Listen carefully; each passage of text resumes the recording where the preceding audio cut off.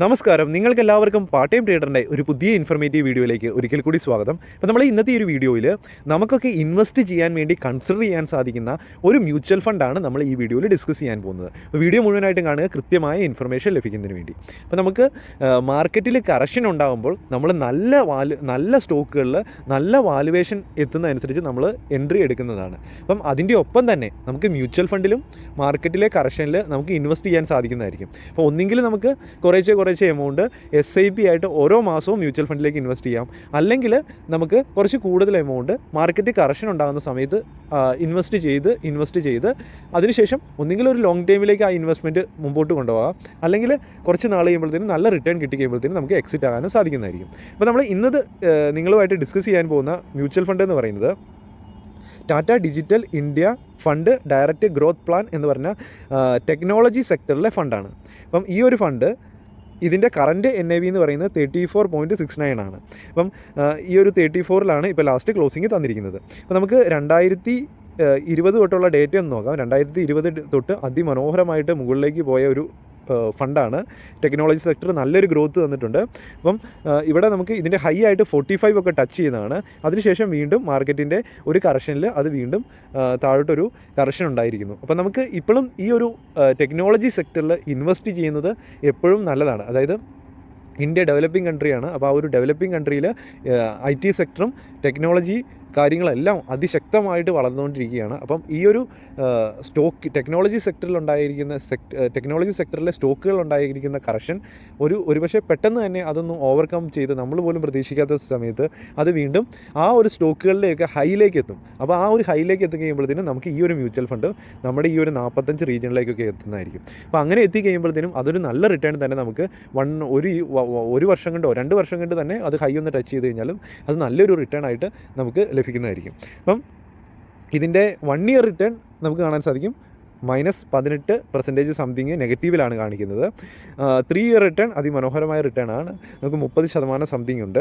അതുപോലെ തന്നെ 5 year return average 28% നമുക്ക് ആവറേജ് റിട്ടേൺ നമുക്ക് ഈ ഒരു ഫണ്ടിൽ നമുക്ക് കാണാൻ സാധിക്കുന്നത്. അപ്പോൾ നമുക്ക് ഇൻവെസ്റ്റേഴ്സിന് നല്ലൊരു റിട്ടേൺ കൊടുത്ത ഫണ്ടാണ്. അപ്പോൾ തീർച്ചയായിട്ടും ഇങ്ങനെ ഉണ്ടാകുന്ന കറക്ഷനിൽ നമുക്ക് വീണ്ടും എൻട്രി എടുത്തിട്ട് വീണ്ടും ഒരു IT സെക്ടർ മൂവ് ചെയ്യാൻ തുടങ്ങുമ്പോഴത്തേനും നമുക്കൊരു നല്ലൊരു പോസിറ്റീവായിട്ടൊരു റിട്ടേൺ പ്രതീക്ഷിക്കാവുന്ന ഒരു ഫണ്ടാണ്.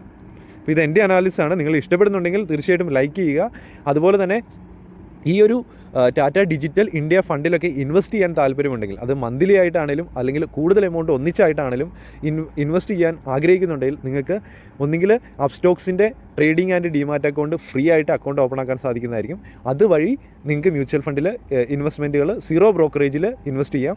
അല്ലെങ്കിൽ നിങ്ങൾക്ക് സെറോദയുടെ അക്കൗണ്ട് ഓപ്പൺ ആക്കിയിട്ട് അവരുടെ തന്നെ ഒരു ആപ്ലിക്കേഷനാണ് മ്യൂച്വൽ ഫണ്ടിലൊക്കെ ഇൻവെസ്റ്റ് ചെയ്യാനുള്ളത്. കോയിൻ സ്വിച്ച് എന്ന് പറഞ്ഞാൽ കോയിൻ ബൈ സെറോദ എന്ന് പറഞ്ഞത്.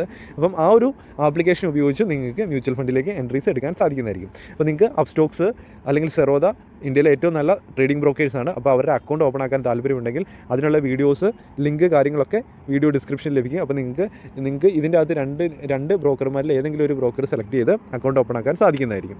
അപ്പം ഇനി ഈ ഒരു ഫണ്ട് സ്റ്റാർട്ടിംഗ് ഡേറ്റ് കാണാൻ സാധിക്കും 28 ഡിസംബർ 2015. അപ്പം ഇതിൻ്റെ മിനിമം ഇൻവെസ്റ്റ്മെൻറ്റ് അത് 1 ടൈം ആയിട്ട് ഒന്നിച്ച് എമൗണ്ട് ഇടുന്നവരാണെങ്കിൽ SIP ആയിട്ട് ഇടാൻ ആഗ്രഹിക്കുന്നില്ലെങ്കിൽ ഒരു മിനിമം 5000 രൂപയാണ് ഈ ഒരു ഫണ്ടിൽ പറയുന്നത്. അതുപോലെ തന്നെ ഇതിൻ്റെ എക്സ്പെൻസ് റേഷ്യോ താരതമ്യേന നല്ലൊരു എക്സ്പെൻസ് റേഷ്യോ ആണ്. 0.34% ആണ് ഇവർ എക്സ്പെൻസ് റേഷ്യോ. അതായത് നമ്മളൊരു മ്യൂച്വൽ ഫണ്ടിലേക്ക് പൈസ ഇൻവെസ്റ്റ് ചെയ്യുമ്പം അത് കൺട്രോൾ ചെയ്യുന്ന ആ ഒരു ടീമിന് അവരെടുക്കുന്ന ഒരു പ്രതിഫലമാണ് എക്സ്പെൻസ് റേഷ്യോ എന്ന് പറയുന്നത്. അത് 0.34% ആണ്. അപ്പോൾ അത് 1% താഴെയാണെങ്കിൽ അത് നല്ലൊരു പെർസെൻറ്റേജ് ആണ്. അപ്പോൾ ഇവിടെ നമുക്ക് 1% താഴെ നമുക്ക് 0.34%ലാണ് കിട്ടുന്നത്. അതായത് ഒരു 1000 രൂപ നമ്മൾ ഇൻവെസ്റ്റ് ചെയ്യുകയാണെങ്കിൽ ഏകദേശം 3.4 രൂപയാണ് അവരുടെ കയ്യിലേക്ക് 3.4 രൂപയാണ് അവരുടെ കയ്യിലേക്ക് കമ്മീഷനായിട്ട് കൊടുക്കേണ്ടത്.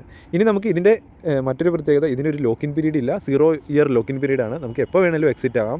നമുക്ക് നല്ലൊരു റിട്ടേൺ കണ്ടു കഴിഞ്ഞാൽ അല്ലെങ്കിൽ ഒരു 4-5 മാസത്തിനുള്ളിൽ നല്ലൊരു റിട്ടേൺ കിട്ടിക്കഴിഞ്ഞാൽ നമുക്ക് വേണമെങ്കിൽ എക്സിറ്റ് ആകാം. ഇത് പകുതിയായിട്ട് വേണമെങ്കിൽ എക്സിറ്റ് ആകാം ഈ മ്യൂച്വൽ ഫണ്ടിൽ നിന്ന്, അല്ലെങ്കിൽ മുഴുവനായിട്ട് എക്സിറ്റ് ആകാം, അല്ലെങ്കിൽ ലോങ് ടൈമിലേക്ക് ഇത് കണ്ടിന്യൂസ് ആയിട്ട് നമുക്ക് കൊണ്ടുപോകാൻ സാധിക്കുന്നതായിരിക്കും. അപ്പോൾ 0 ഇയർ ലോക്കിൻ പീരീഡാണ്. അപ്പോൾ ഇതൊരു നല്ല കാര്യമാണ്. ഇനി investment in multiple of rupees ഫണ്ടെന്ന് കാണാൻ സാധിക്കും.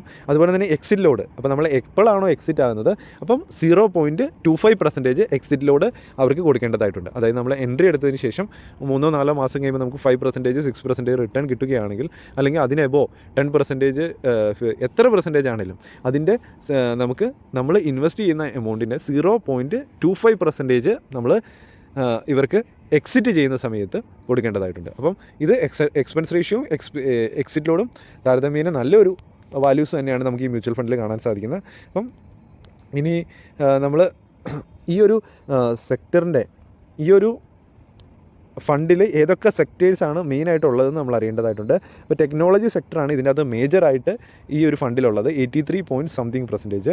ഇനി കമ്മ്യൂണിക്കേഷൻ സർവീസ് ഉണ്ട്, അത് 10% സംതിങ്. ഇൻഡസ്ട്രിയൽസ് 4.25%. കൺസ്യൂമർ സൈക്ലിക്സ് 0.97%. അപ്പം മെയിനായിട്ട് ടെക്നോളജി സെക്ടറാണ്, ടെക്നോളജി ഫണ്ടാണ്. അതുപോലെ തന്നെ കമ്മ്യൂണിക്കേഷൻ സർവീസും ഇതിൻ്റെ അകത്ത് ചെറുതായിട്ട് ഉൾപ്പെടുന്നുണ്ട്. അപ്പോൾ ഇനി നമ്മൾ ഇതിൻ്റെ ഹോൾഡിങ്സിലേക്ക് വരികയാണെങ്കിൽ നമ്മൾ ഏറ്റവും സ്ട്രോങ് ആയിട്ടുള്ള കമ്പനീസ് നമുക്ക് ഇതിൻ്റെ ടോപ്പിൽ കാണാൻ സാധിക്കും. ഇൻഫോസിസ് 26% ഉണ്ട്, TCS 12%, Tech Mahindra, HCL Tech, Bharti Airtel. അപ്പോൾ എല്ലാം ടോപ്പ് നിഫ്റ്റി 50-യിലുള്ള കമ്പനീസാണ് നമുക്കിവിടെ മുമ്പിൽ തന്നെ കാണാൻ സാധിക്കുന്നത്. അതിൻ്റെ ഒപ്പം തന്നെ ചെറിയ Nifty, small cap, mid cap സ്റ്റോക്കുകളൊക്കെ നമുക്ക് ഇതിൻ്റെ താഴോട്ട് കാണാൻ സാധിക്കും. അപ്പോൾ ഈ ഒരു സ്റ്റോക്കുകളിലെല്ലാം ഡിസ്ട്രിബ്യൂട്ട് ചെയ്തിട്ടാണ് നമ്മുടെ എമൗണ്ട് പോകുന്നത്. അപ്പോൾ നമ്മൾ കൂടുതലും സേഫാണ് മ്യൂച്വൽ ഫണ്ടിൽ കമ്പയർ ചെയ്ത് ഒരു സിംഗിൾ സ്റ്റോക്കിൽ നമ്മൾ എൻട്രി എടുക്കുന്നേക്കാളും കുറച്ചുകൂടെ നമ്മൾ സേഫാണ്. അപ്പം ഇങ്ങനെയുള്ള മ്യൂച്വൽ ഫണ്ടിൽ എൻട്രി എടുക്കുമ്പോൾ അപ്പോൾ ഇത്രയും കമ്പനീസ് ഈ ഒരു ഫണ്ടിൽ ഉൾപ്പെടുന്നതായിരിക്കും.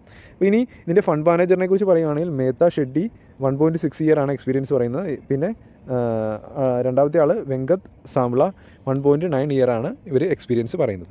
ഇനി നമുക്കിനി ഇൻവെസ്റ്റ് ചെയ്യുന്നത് ഒന്നെങ്കിലും മന്ത്ലി SIP ആയിട്ട് ഇൻവെസ്റ്റ് ചെയ്യാം, അല്ലെങ്കിൽ വൺ ടൈം ഇൻവെസ്റ്റ്മെൻറ്റ് ചെയ്യാം. മന്ത്ലി SIP ആയിട്ടാണെങ്കിൽ നിങ്ങൾക്ക് ഇത് ഞാൻ അപ്സ്റ്റോക്സിൻ്റെ പ്ലാറ്റ്ഫോമാണ് നിങ്ങളെ തുറന്ന് കാണിച്ചിരിക്കുന്നത്. ഇതുപോലെ തന്നെ വന്ന് ഇവിടെ മന്ത്ലി SIP എന്ന ഓപ്ഷൻ സെലക്ട് ചെയ്യാം. നിങ്ങൾക്ക് ഹോം പേജിൽ ഡിസ്കവർ എന്ന ഓപ്ഷൻ കിട്ടും, അവിടെ മ്യൂച്വൽ ഫണ്ട് എന്ന് പറഞ്ഞ ഓപ്ഷൻ കിട്ടും. അവിടെ Tata digital India fund search ചെയ്തിട്ട് ഈ ഒരു പേജിലേക്ക് വന്നിട്ട് സ്റ്റാർട്ട് മന്ത്ലി SIP എന്ന ഓപ്ഷൻ സെലക്ട് ചെയ്ത് എല്ലാ മാസവും നിങ്ങൾക്ക് ഇൻവെസ്റ്റ് ചെയ്യാൻ സാധിക്കുന്നതായിരിക്കും. ചെറിയ എമൗണ്ട് ആണെങ്കിലും വലിയ എമൗണ്ട് ആണെങ്കിലും.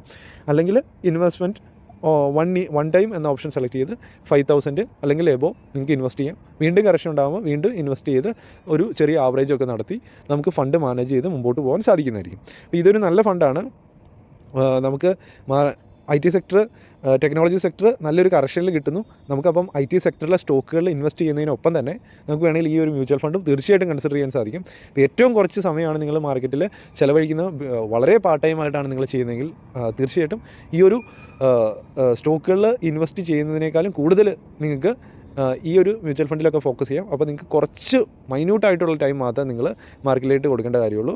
ഇങ്ങനെയുള്ള മ്യൂച്വൽ ഫണ്ടിലേക്ക് നിങ്ങൾക്ക് ഇൻവെസ്റ്റ് ചെയ്യാൻ സാധിക്കുന്നതായിരിക്കും. അപ്പം ഇത് എൻ്റെ ഒരു അഭിപ്രായമാണ്, ഞാൻ അനാലിസിസ് ചെയ്ത് കണ്ടെത്തിയൊരു ഫണ്ടാണ്. നിങ്ങൾക്ക് തീർച്ചയായിട്ടും ഇഷ്ടപ്പെട്ട് കഴിഞ്ഞാൽ ലൈക്ക് ചെയ്യുക. അതുപോലെ തന്നെ കൂടുതലായിട്ട് ഇങ്ങനെയുള്ള വീഡിയോസ് ആവശ്യമുണ്ടെങ്കിൽ തീർച്ചയായിട്ടും കമൻറ്റ് ചെയ്യുക. അതുപോലെ തന്നെ നമ്മൾ കൂടുതലായിട്ട് investment, short time, long time investment, short time investment കാര്യങ്ങളൊക്കെ അടങ്ങിയ ഒരുപാട് ട്യൂട്ടോറിയൽ വീഡിയോസൊക്കെ ചെയ്തിട്ടുണ്ട്. അപ്പോൾ ബിഗിനേഴ്സ് ആണെങ്കിലും ഈ ഒരു ചാനലിൻ്റെ അകത്ത് ഇങ്ങനെയുള്ള ഇൻവെസ്റ്റ്മെൻറ്റുകളൊക്കെ നടത്താൻ ആഗ്രഹമുള്ളവരാണെങ്കിൽ അവർക്കുള്ള വീഡിയോസ് നിങ്ങൾക്ക് ഈ വീഡിയോയുടെ ഡിസ്ക്രിപ്ഷനിൽ ട്യൂട്ടോറിയൽസ് ആയിട്ട് ഒരു പ്ലേലിസ്റ്റ് കൊടുത്തിട്ടുണ്ട്. അവിടെ പോയി കണ്ട് മനസ്സിലാക്കാൻ സാധിക്കുന്നതായിരിക്കും. ഇപ്പോൾ ഒരു പുതിയൊരു വീഡിയോ ആയിട്ട് ഉടൻ കാണുന്നവരെ good bye and Jai Hind.